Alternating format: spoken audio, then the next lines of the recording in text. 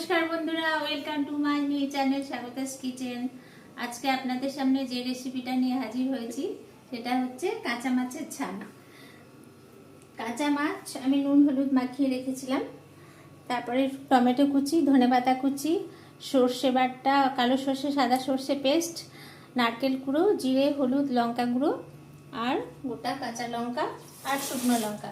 চলুন রেসিপিটা আমি শেয়ার করব। আমি কড়াই নিয়ে নিলাম, তারপর আমি তেল দেব।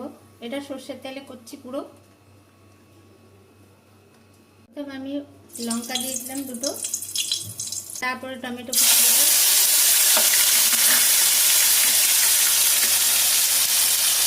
তারপরে হলুদ দেবো,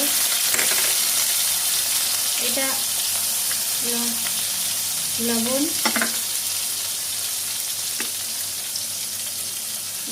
জিরে গুঁড়ো, লঙ্কা গুঁড়ো,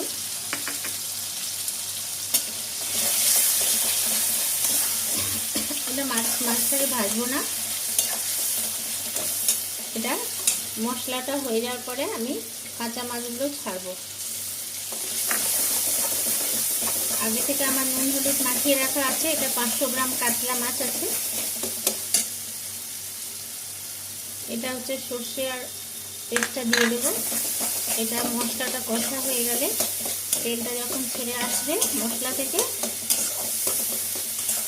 তারপরে আমি মাছগুলো পরে ছাড়বো।